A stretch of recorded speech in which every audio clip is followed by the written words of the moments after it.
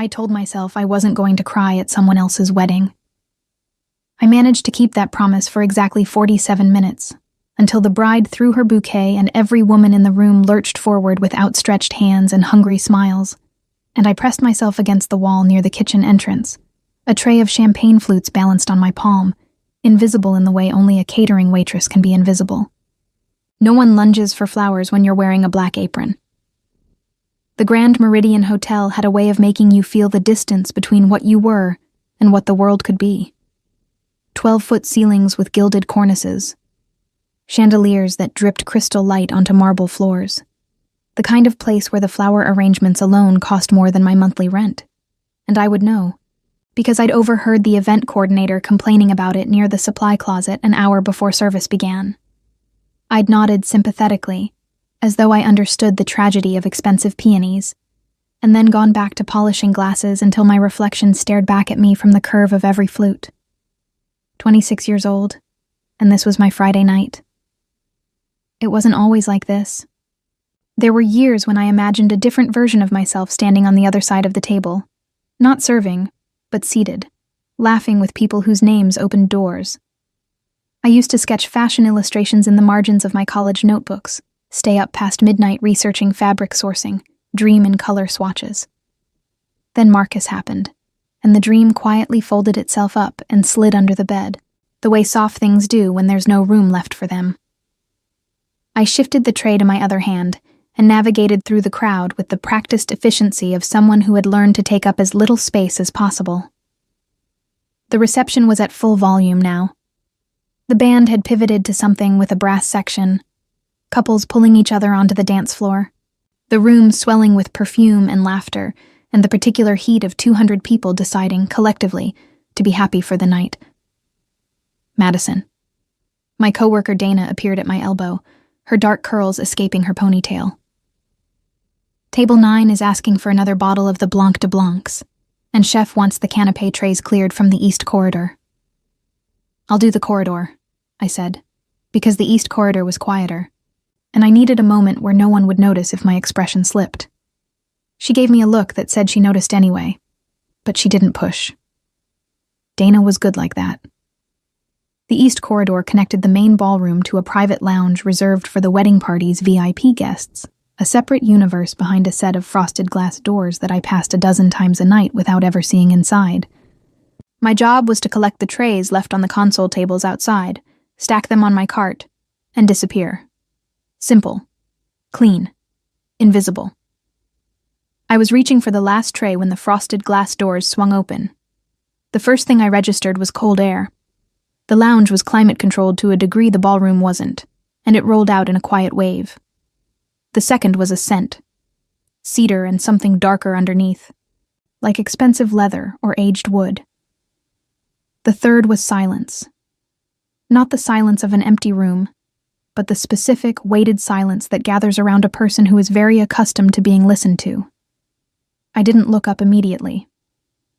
I was still balancing a stack of small plates, and looking up felt like the kind of thing that required both hands free. Leave it.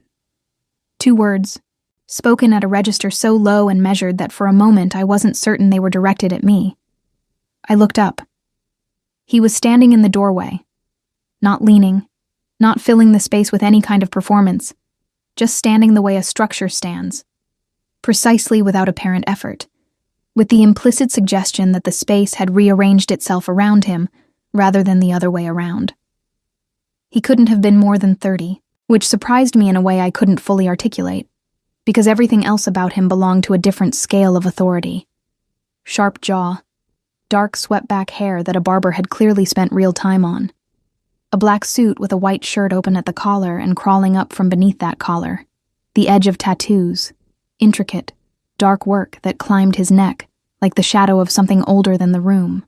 2 men flanked him several steps back, neither of them speaking, neither of them quite looking at me directly. The way they held themselves, hands loose, eyes moving, made the hair on my arms lift. I said, "Leave it," he repeated, with exactly the same inflection as before, as though the repetition was a courtesy rather than a command. His gaze had already moved past my face to the tray in my hands, then back. You don't need to clear those tonight. I didn't know what to say to that. It's my job, sir. Something moved behind his eyes. Not amusement exactly, closer to recognition. Then your employer overestimates the urgency of clean plates. He reached into the breast pocket of his jacket and produced a phone, matte black, no visible case, glanced at the screen for a fraction of a second and returned it. That was all. One of the men behind him shifted, almost imperceptibly. I set the tray down on the console table. I don't know why. I had no reason to listen to a stranger in a doorway, had every professional reason not to. But there was something in the economy of how he spoke that short-circuited the usual debate. He wasn't asking. He wasn't threatening. He was simply stating a preference, with the absolute conviction of a man who had never needed to raise his voice to get what he wanted. Madison. Dana's voice crackled through my earpiece. East Corridor. You good? I pressed the bud. Yeah. 1 second. When I looked back up, he was watching me with an expression I couldn't decode. Patient the way only dangerous things are patient, like something waiting at the edge of still water. You should go back, he said. The party needs you. I took a step backward. My heel caught the edge of the cart, and time did that horrible elastic thing where the disaster is already happening before you've registered it as possible. The cart tilted, I grabbed for it, and the remaining glasses on its lower shelf cascaded to the marble floor in an eruption of sound that was catastrophic in the quiet of the corridor. Glass everywhere. A pool of condensation spreading across pale stone. And there, glinting under the corridor light, spinning in a small, perfect arc before coming to rest, a ring. A simple gold band that had been sitting on the third finger of my right hand every day for the past 9 months. The only thing Marcus had left me when he cleared out of the apartment. The only thing I hadn't been able to bring myself to remove. It landed 6 inches from the tip of his shoe. He looked down at it, then up at me. The silence between us was an entirely different animal than the one before. Heavier, warmer, threaded with something I didn't have a name for yet. His expression hadn't changed, but something behind it had shifted, the way light shifts on the surface of deep water, barely visible from above, total underneath. He crouched, unhurried, and picked it up between 2 fingers. I should have said something.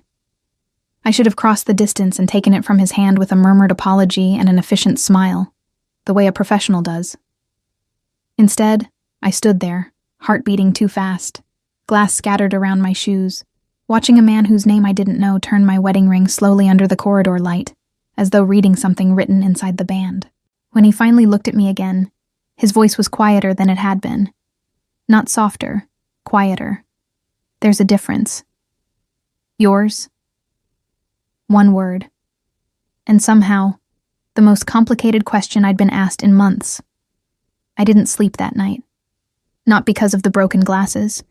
The hotel had docked the cost from my paycheck before I'd even finished the shift, a quiet, mechanical punishment that barely registered.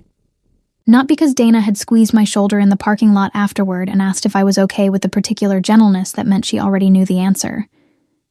Not even because I'd taken the long route home, walking 3 extra blocks in the cold just to delay the moment of unlocking the apartment door and being greeted by the specific silence of a space that used to hold 2 people. I didn't sleep because of the way he had held that ring. Not possessively, not carelessly. The way you hold something when you are trying to understand what it means. Turning it, reading it, giving it more attention than a stranger's lost jewelry deserved. And then he had extended his hand toward me, the gold band resting on his open palm, and said nothing else. No follow-up question. No explanation for why the first one had landed in my chest like a stone dropped into still water. I'd taken it, muttered thank you, collected what dignity the shattered glasses had left me, and walked back into the ballroom with my cart and my black apron and my earpiece, and I hadn't looked back. But I'd felt it, the particular weight of someone watching you leave, not the casual wandering attention of a crowded room. Something focused. Something that didn't waver. I lay on my back in the dark of my apartment and pressed the ring between my fingers until the edge left a mark on my palm. 9 months since Marcus had packed 2 suitcases and explained, with the devastating reasonableness of someone who had rehearsed the conversation, that he needed space to figure out what he actually wanted from life.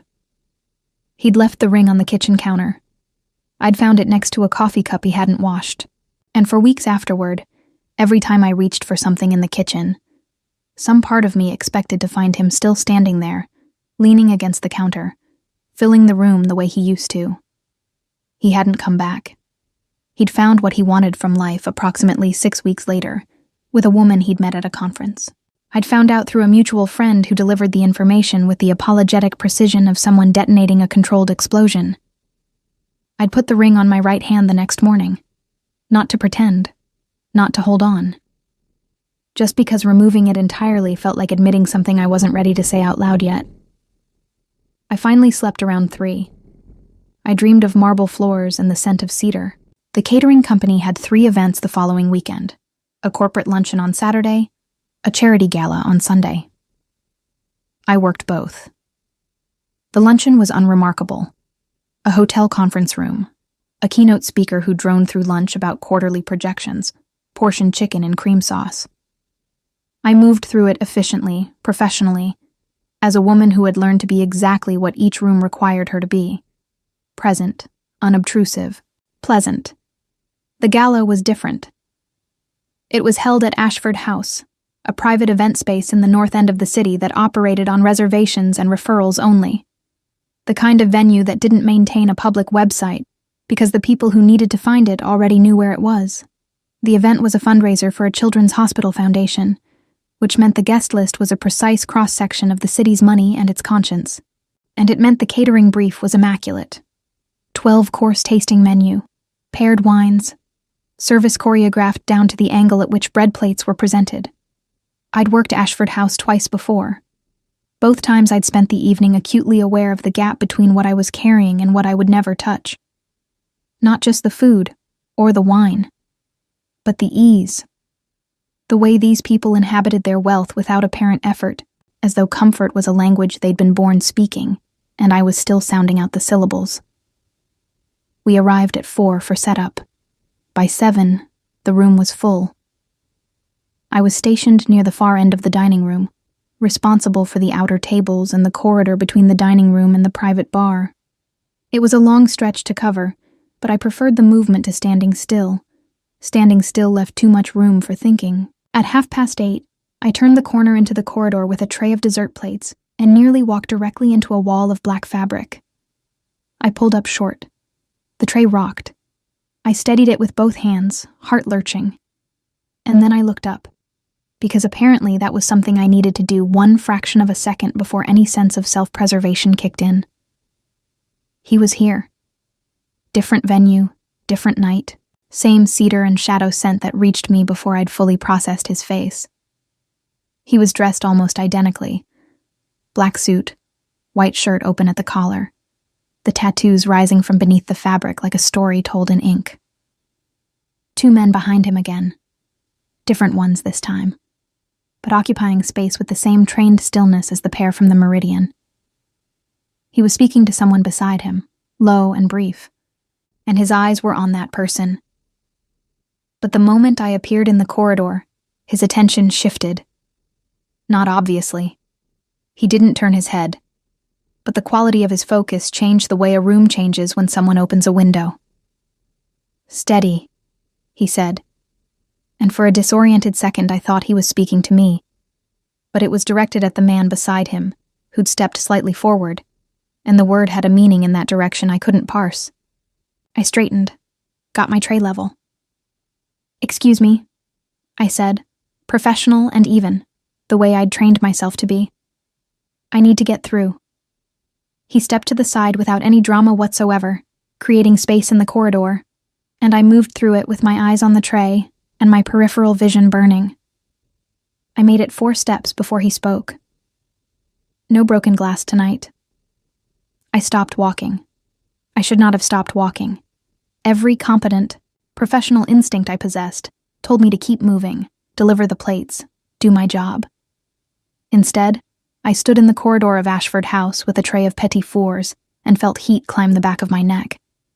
I turned halfway, not enough to be a full confrontation. Just enough. "Not yet," I said. Something happened to his face. It was brief and carefully controlled, but it was there, the ghost of something that might have been a smile, moving through his expression the way a current moves under ice. There and gone before I could be certain of it. His eyes dropped, for just a moment, to my right hand. The ring was there. Of course it was there. When he looked back up, whatever that almost expression had been, was gone, replaced by the same composed, unreadable attention as before. "Careful with the corners," he said. "The floor in this building is uneven." Then he turned and walked away, back toward the private bar, and his men fell into formation around him with the seamless efficiency of people who had done this 10,000 times. And I stood in the corridor with dessert plates going cold on my tray, and the absolute, irrational certainty that nothing about these two encounters had been accidental. I delivered the plates. I did not drop anything. But for the rest of the night, every time I entered the corridor, I was aware of exactly where in the room he was. The way you're aware of a fire in a building, not because you're looking at it, but because your body has already decided it needs to know. At 10:30, I was collecting empty glasses near the private bar entrance when I overheard two men in dark suits speaking in low voices just inside the door. Shin confirmed the meeting for Tuesday. The Nakamura situation is resolved. Mr. Kwan wants the contracts moved before end of month. Mr. Kwan. I filed it away without meaning to, the way you file things you overhear when you are professionally invisible. Reflexively, without intent. The information sitting in the back of my mind like a footnote to a document I'd never meant to read. I picked up my tray and walked away. But as I passed the far end of the bar, I felt it again, that specific, focused weight. I didn't turn around this time. I kept walking, shoulders straight, tray balanced. At the door to the kitchen, I finally exhaled. Behind me, from somewhere in the warm light of the room, I heard a man say something in Korean. One of his men responded. And then there was a pause, pointed, deliberate. And in that pause, I could have sworn the air pressure in the room changed. I pushed through the kitchen door and didn't look back. But his name was already inside me now, warm and foreign and far more dangerous than a ring on a marble floor. Kwon Min-ho. And something in the way the men around him said it told me that in certain parts of this city, that name was not spoken lightly. I learned his name on a Sunday. By Wednesday, I understood what it meant. Not because I searched for it. I want to be clear about that. I'm not the kind of person who chases danger with both hands open, who mistakes a sharp edge for something worth touching. I found out the way you find out most things you weren't meant to know. By accident, in pieces. Each fragment innocent enough on its own until the picture assembled itself without your permission. It started with Dana. We were restocking the supply van after a Tuesday afternoon event, a private birthday lunch at a rooftop restaurant downtown, when she mentioned, the way she mentioned things she considered common knowledge, that the Ashford House Gala had generated a particular kind of attention among the catering staff. Apparently the client who reserved the private bar, she said, folding a linen tablecloth with practiced efficiency, was Kwon Min-ho. She said it the way you say a name you expect to land with weight. It did. You know who that is? I asked, keeping my voice level. Dana gave me the look she reserved for questions she found genuinely surprising. Madison. Everyone in the service industry in this city knows who that is. Not directly. You don't know him directly, because people who know him directly tend to become very quiet about it. But you know the name. She folded the second corner. His family runs half the private import businesses on the east side. The legitimate half, anyway. The rest? She paused, seemed to decide something, and shrugged. The rest is why people don't ask too many questions. I stared at the tablecloth in my hands. He's been in the city for about 2 years, Dana continued, because once she started a thread, she followed it to the end. Before that, Seoul. His father ran things there, from what I understand. and Minho came here to expand. Bought a building on Creston Avenue, some kind of private dining establishment, members only. Also has a share in the Meridian, apparently. She glanced at me sideways. Why are you asking? I'm not asking, I said. You brought it up. You're doing the face, she said. I don't have a face. Madison, you have a very specific face you make when something is happening that you haven't told me about yet. I handed her the tablecloth. Help me with the glassware. She let it go, because that was the agreement we had. She noticed everything and respected the right to silence. But for the rest of the afternoon, I felt the weight of what she hadn't pushed me to say, sitting between us like a third person in the van. That night, alone in my apartment, I stood at my kitchen window and looked at the street below and allowed myself, for the first time, to acknowledge what I already knew. He had been at the Meridian. He had a share in the Meridian. He had been at Ashford House, which operated on referrals. 2 encounters in 2 weekends, in venues where I happened to be working, in a city large enough that coincidence should have felt more plausible than it did. I pressed my palm flat against the cold glass of the window and told myself I was constructing something from nothing. That beautiful, dangerous men did not involve themselves with catering waitresses for reasons beyond inconvenient corridor traffic. That the way he'd looked at my ring meant nothing. A momentary curiosity, a flicker of attention, nothing more. I told myself all of this carefully and thoroughly, and then I went to bed and dreamed of cedar and marble again. The call came Thursday morning, from a number I didn't recognize. I almost didn't answer. I was running late. The coffee maker had decided to express its age by producing something closer to warm brown water than actual coffee, and I was standing in the kitchen in my uniform, calculating whether I had time to stop somewhere on the way to the first event. When the phone lit up on the counter, I answered on the 4th ring. Ms. Madison Carter? A man's voice, professional and neutral, the cadence of someone trained in discretion. Yes. My name is Jin. I'm calling on behalf of Mr. Kwon Minho. He'd like to extend an invitation for lunch today, at Creston House, 1 o'clock. Transportation will be arranged from your address.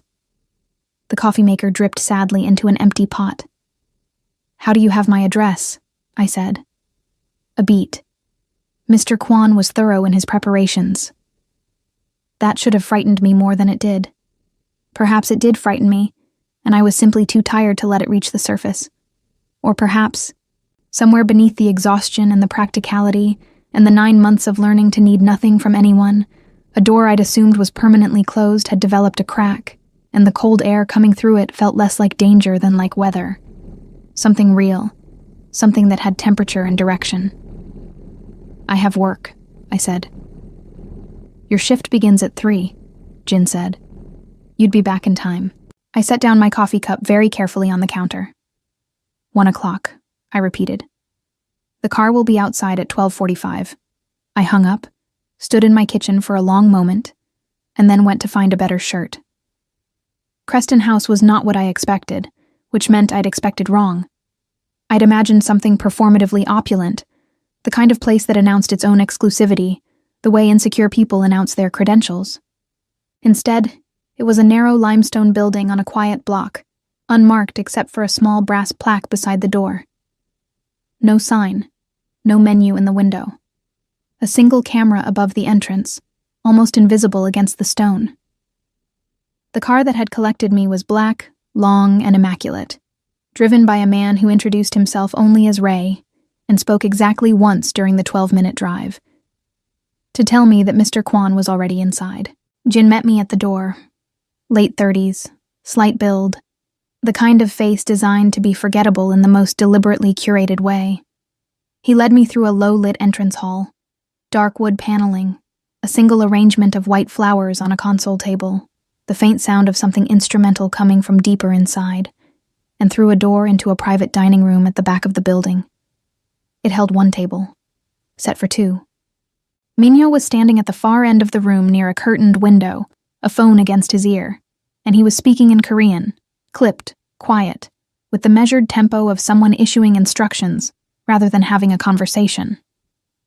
When I entered, His eyes found me with the immediacy of someone who always knew exactly where the door was. And he held up one finger, a request for patience rather than a dismissal, and finished the call in 30 seconds flat. He set the phone face down on the windowsill. "You came," he said. "You seem surprised." "I'm not surprised." He moved to the table with the unhurried ease of a man who had never needed to rush toward anything in his life. "I'm pleased. There's a difference." He gestured toward the chair across from him. "Sit, please, please."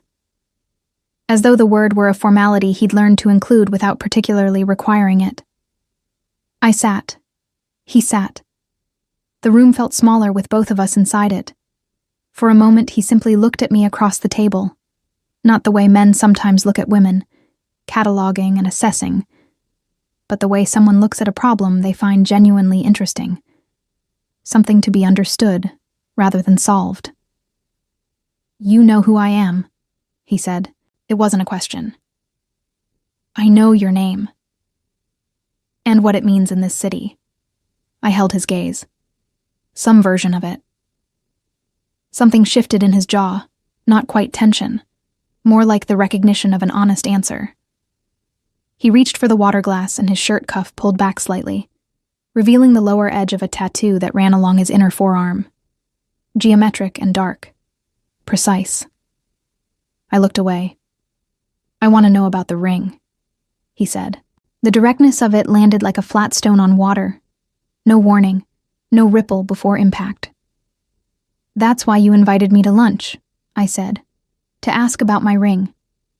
"Partly." He set down the glass. "Mostly I wanted to see if you'd come. As a test. As information." His voice was entirely calm. "Everything is information, Ms. Carter. The ring is information. The fact that you're wearing it on your right hand is information. The fact that you picked it up off the floor yourself, before you let me hand it to you, is information." He paused. "You're not married." "No." "But you were." "Almost," I said.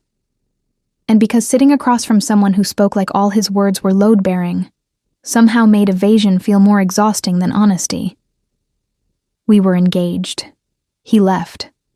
I kept the ring, because I hadn't figured out yet what putting it away meant. Minho was quiet for a moment. Outside, somewhere distant, traffic moved through the city with its ordinary indifference. "I was married once," he said finally. 3 years. It ended. He said it without apparent pain, which somehow made it worse, not because he was cold, but because the distance between the words and the weight of them was obviously hard-won. I told myself afterward that it was simple, that I could always marry again, build something new, start the architecture over. His eyes dropped briefly to my right hand where it rested on the table. "Then I saw your ring on the floor, and I understood that I had been lying to myself for a very long time." The room held us both in its quiet. I didn't know what to say. I wasn't sure anything I said would be equal to what he'd just put on the table between us. Stripped of pretense. Offered without negotiation. Before I could find words, the door at the far end opened and Jin appeared, murmuring something in Korean. Minho's expression closed, not harshly but completely, the way a hand closes around something it intends to keep. He said 2 words back. Jin disappeared. Minho looked at me. "There's a situation I need to address," he said. "It will take 20 minutes. You'll stay." Not a question, not quite a command. Something in between. The particular register of a man who had stopped asking for things he'd already decided to have. And the part of me that should have stood up, thanked him for the water, and called a cab home instead, stayed exactly where it was, hands folded on the white linen, listening to him walk out of the room and wondering when, precisely, I had stopped being a person who left. He came back in 18 minutes. I know because I watched the clock on the wall. An antique piece mounted above the sideboard, its second hand moving with the quiet, indifferent persistence of something that had measured out far more significant silences than mine. I watched it because watching the clock was safer than examining what I was feeling, which was something I didn't have clean language for yet. Not fear, not excitement, not the reckless pull of attraction, but some compound of all three that sat low in my chest and refused to be categorized. When the door opened and he returned, he was unhurried, jacket still immaculate, nothing in his expression suggesting that whatever had required his attention had cost him anything. He sat. The food arrived within moments. I never saw who brought it, only heard the soft sound of the kitchen door, and felt the warmth of the plate settling in front of me. We ate. Or rather, he ate with the measured appetite of someone who treated meals as function, and I made a reasonable effort while trying to appear less acutely aware of him than I was. Midway through the second course, he said without preamble, "Tell me about the man who left the ring." "You're direct," I said. "It saves time." I set down my fork. His name was Marcus. We were together 4 years, engaged for 1. He decided he wanted something different. I kept my voice even. There's not much more to it than that. There's always more to it than that. Maybe, but that's the version I've made peace with. He looked at me steadily. "Have you?" I picked my fork back up. "Working on it." That almost expression crossed his face again, the ghost of something warmer than his default setting, there and retreating before I could hold it still. He lifted his wine glass, considered it, set it back down without drinking. "He didn't deserve the ring," Minho said. It was stated as fact, no more emotionally inflected than a weather observation, which somehow made it more devastating than sympathy would have been. I didn't answer that. I wasn't sure I was supposed to. Lunch ended without resolution. Or rather, it ended the way the beginning of something ends, with threads deliberately left hanging, with the sense that the conversation had been an opening rather than a conclusion. He walked me to the car himself, which surprised me, and stood on the quiet Creston Avenue pavement, while Ray held the door and said, "I'll be in touch, Ms. Carter." "Madison," I said, because Ms. Carter sounded like someone who worked for him, and I wasn't ready to be that. He considered this with the seriousness he seemed to give everything. "Madison," he repeated. And the way he said it, unhurried, precise, as though he was deciding what the word weighed, made my name feel new in a way I hadn't expected. I got in the car. I didn't watch him from the window as we pulled away, which was the most discipline I had exercised in recent memory.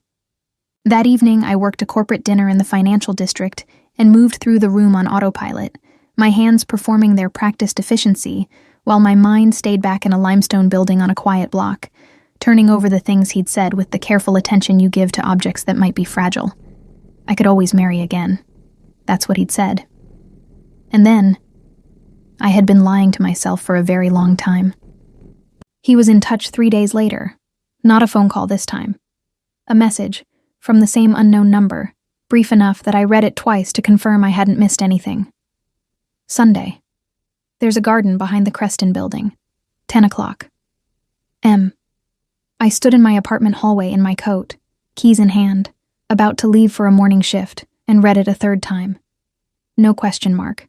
No, if you'd like or if you're free. Just the information, delivered with the same quiet assurance as everything else about him. The implicit understanding that the invitation was sufficient, and the response was a formality. I should have minded that. I was a grown woman with functional self-determination, and a reasonable allergy to being managed. I had spent 9 months reconstructing a version of myself that didn't require anyone else's architecture to stand upright. I typed back, "I'll be there." Sent it before I could revise it into something more guarded. The garden was walled, unexpected, tucked behind the building like a private secret the street didn't know about. Stone paths between raised beds of late-season herbs, a wrought iron bench along the far wall. The city sounds muffled to a low murmur by the old brick. He was already there when Jin led me through the back door, standing near the bench, no jacket this time, just the white shirt and dark vest from the suit, and the tattoos more visible at this distance, covering his hands as well. A complete geography of ink that I found myself wanting to read. One of his men stood near the garden door, hands folded, positioned with the practiced invisibility of someone whose job was to make the space feel private without ever actually leaving it. I'd grown accustomed to their presence the way you grow accustomed to a building's structural elements, aware they were load-bearing without needing to examine them closely. "You're punctual," he said. "You're specific about times," I said. He almost smiled. We sat on the bench with several inches of considered distance between us, and the late morning sun came through the gaps in the wall in long, angled bars of gold that fell across the stone paths and made the whole space feel suspended from the ordinary progression of days. We talked for 2 hours. Not about his world, not directly, not with any of the specifics that would have required me to decide something about them. He asked me about my illustrations, which surprised me because I hadn't mentioned them. When I raised an eyebrow, he said without apology, I was thorough. And I realized that thorough, for him, meant something significantly more comprehensive than a Google search. The thought should have alarmed me more than it did. Mostly it alarmed me that it didn't. I told him about the fashion work anyway, the years of sketching, the designs I'd built in my head during long catering shifts, the small portfolio I kept in a drawer because pulling it out felt like inviting disappointment. He listened the way he did everything, with his full attention, no performance of interest, just genuine focus that made me feel, uncomfortably, like the most interesting object in any room. In return, he offered things in careful portions, his years in Seoul, his father's expectations, the specific loneliness of inheriting a world you hadn't chosen. He spoke about his ex-wife once, briefly, with the measured distance of someone who had done significant work on the subject. They'd married young, grown into different people, separated without cruelty. She wanted ordinary, he said. I couldn't give her that. He said it without resentment, just acknowledgement. Can you give anyone ordinary? I asked. The question sat between us for a moment. No, he said, but I stopped pretending that was a flaw. The shift happened gradually, then completely, the way seasons change. Invisible for weeks, and then, one morning, undeniable. He began appearing at the edges of my life with the subtle, persistent patience of someone rearranging a room 1 inch at a time, careful enough that you might not notice until you turned around and found everything different. A car outside my building on a Tuesday morning when my shift started at 7 and the bus route was unpredictable. A message on an afternoon when I'd mentioned the week before, casually, that I had a few hours free. Lunch again at Creston House, and then dinner.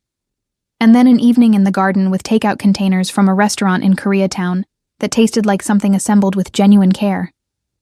He never asked to come to my apartment. He never pushed past whatever boundary the inches between us on the bench represented. But the space around me began to feel, quietly and without my full consent, like somewhere he had decided to be. And I began to understand that the protection he extended was not incidental. The first time I noticed it clearly was a Friday evening, leaving a late event at the Meridian, the same venue where we'd first crossed paths, which felt meaningful in a way I couldn't articulate. It was past 11, and I was walking to my car in the hotel's lower parking structure, and I had the distinct prickling sensation of being watched that every woman learns to read like a second language. I turned. Nothing visible. But near the structure's entrance, a dark car idled that hadn't been there when I'd arrived. As I pulled out onto the street, it pulled out 3 cars behind me and stayed there, steady and unobtrusive, all the way to my block, where it stopped as I turned into my parking space. I sat in my car for a moment. Then I texted him. Was that one of yours? The response came in under a minute.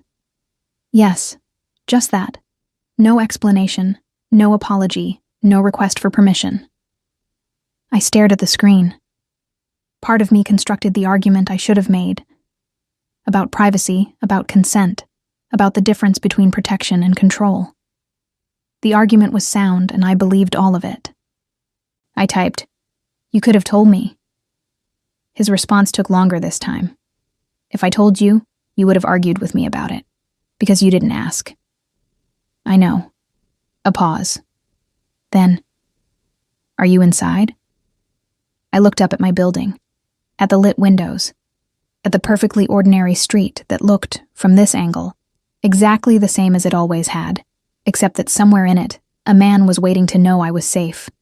And the knot in my chest that Marcus had left when he walked out was doing something I hadn't expected. Not dissolving, but shifting, making room. Yes, I typed. Good night, Minho. First time I'd used his name without the formality. I felt it the moment I sent it. Good night, Madison. Then, after a beat, sleep well. 3 weeks later, everything that had been assembling itself in the background arrived at the surface at once. It began with a woman named Sarah. I encountered her at Creston House on a Thursday evening. Minho had asked me to meet him for dinner, and I arrived to find Jin at the entrance with an expression that communicated, through the specific economy of a professionally discreet face, that something had changed in the plan. He led me not to the private dining room, but to a small sitting room off the entrance hall, furnished with 2 chairs and a console table bearing a water carafe. Sarah was already in the room. She was Korean, perhaps 35, dressed with the severe elegance of someone who had learned to make her appearance a statement. Dark hair pulled back, a single pearl at each ear. She looked at me when I entered with an assessment so thorough and immediate that I felt it like a physical thing. You must be Madison, she said. Her English was flawless and unhurried. I've heard about you. I sat in the other chair because there was nothing else to do. I'm sorry. Who are you? An old complication, she said, and smiled with only her mouth. Minho and I were engaged 3 years ago, before things between our families became difficult. She folded her hands in her lap. I thought you should know before he tells you his version. The water carafe sat between us, impassive and unhelpful. Why are you telling me? I said. Her smile didn't move. Because I'm going to be in this city for 6 weeks, Madison, and because Minho has never looked at anyone the way Jin tells me he looks at you. She tilted her head very slightly. That makes you relevant to a situation I've not finished navigating. The door opened. Minho stood in the frame. He took in the room. Me, Sarah, the arrangement of it, in approximately 1 second, and what crossed his face in that second was the first time I had seen him come close to losing composure. It lasted a fraction of a moment before the control returned, absolute and seamless. But I had seen it. And in it, for the first time, I understood that whatever I had come to mean to him was real enough to frighten him. He said one word to Sarah, in Korean, that I didn't understand. Her expression didn't change. Then he looked at me, and his voice, when he spoke, was the quietest I'd ever heard it. Madison. Just my name, but the weight he put into it, the thing beneath it, the thing he wasn't yet saying, pressed against my sternum like a hand on a door. And for the first time since he'd picked up my ring from a marble floor, I had absolutely no idea what came next. Nobody moved for what felt like a very long time. The sitting room held all 3 of us in its careful quiet. The water carafe, the 2 chairs, the console table. The weight of everything unsaid pressing against the walls, like something that needed more space than the room could offer. Sarah sat with her hands folded, and her expression arranged into the kind of patience that is indistinguishable from strategy. Minho stood in the doorway with his hand still on the frame, and his eyes were on me with an intensity that made the rest of the room feel peripheral. Give us a moment, he said, and it took me a beat to understand he was speaking to Sarah. She rose without argument, which told me something about the specific architecture of whatever had existed between them, the way certain habits of deference outlast the relationships that built them. She moved to the door, paused beside him, and said something in Korean, low and directed, that he didn't respond to. Then she was gone, and the sound of her heels on the hardwood floor faded down the entrance hall, and we were alone. He came into the room. Didn't sit. Stood near the window with his arms at his sides, and looked at me with an openness I hadn't seen on him before. Not vulnerable exactly, but unguarded in a way that felt costly for him, the way honesty is costly for people who have learned to treat it as a liability. I should have told you about her, he said. Yes, I agreed. You should have. She and I were never married. We were engaged, briefly, at the request of our families. It ended when it became clear that what our families wanted and what either of us wanted were different things. He paused. I don't have feelings for her. I want to be exact about that. I believe you, I said. And I did, which was its own kind of surprise. I had spent 9 months calibrating my ability to believe men, and finding it considerably reduced. But that's not entirely the point. He looked at me. The point, I said carefully, is that she knew about me. She said Jin told her how you look at me, which means the people around you know things about what's happening between us. And I've been assembling it in real time, Minho, without the full picture. And I need the full picture. I need it from you. The room breathed. He crossed to the chair Sarah had vacated, turned it slightly so it faced me, and sat. Elbows on knees, hands loosely linked, the posture of a man making himself smaller than he usually permitted, which on him looked like an act of genuine will. My family in Seoul wants me to resolve the situation with Sarah's family, he said. There are business interests that have been complicated by the broken engagement. Her father holds contracts that intersect with operations here. Coming to the city was partly her way of reopening that conversation. He held my gaze steadily.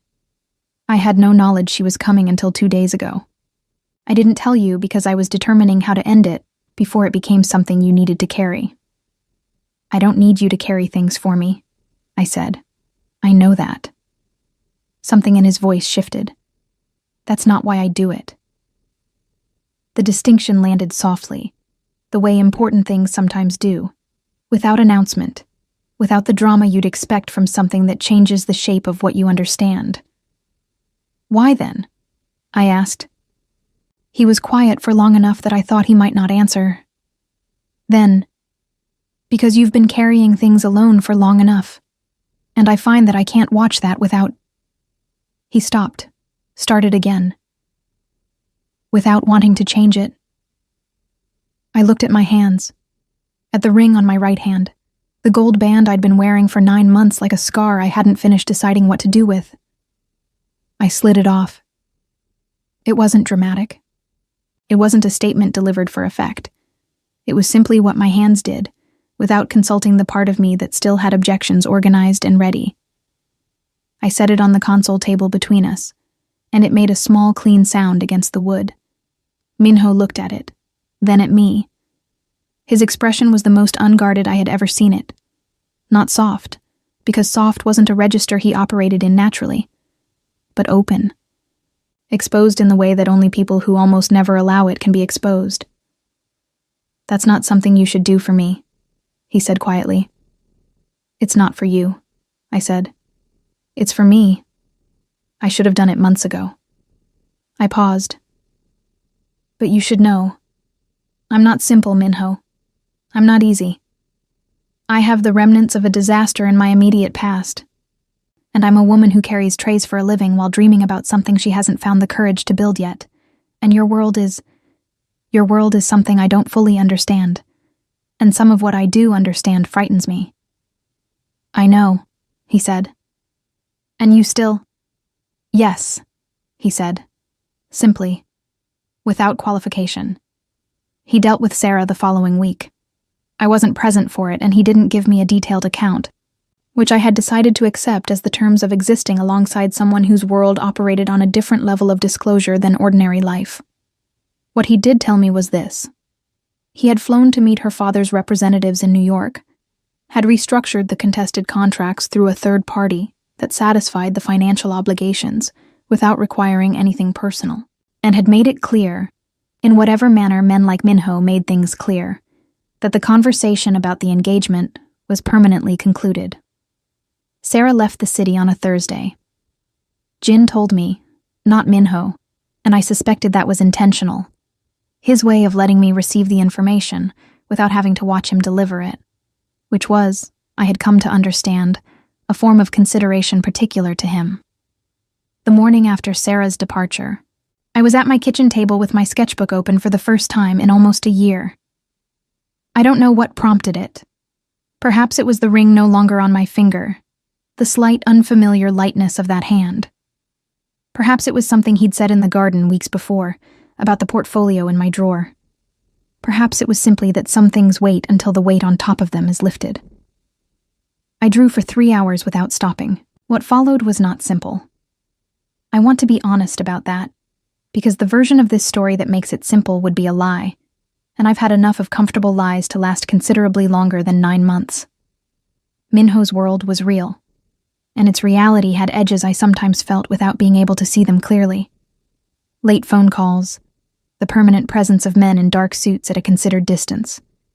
Conversations that stopped when I entered a room, the occasional afternoon when he was unreachable for hours, and then reappeared without explanation. His composure intact, and something behind it that he had clearly decided I didn't need to see. I learned to read the difference between what he was protecting me from and what he was hiding from me, and to say clearly when I couldn't tell which was which. Those conversations were not easy. He was not naturally given to being questioned. I was not naturally given to letting things pass. We argued twice in the first month. Once about the car outside my building that I hadn't known was there, again, and once about a decision he'd made involving my lease, which I discovered had been quietly renewed at a rate significantly below market without my knowledge or consent.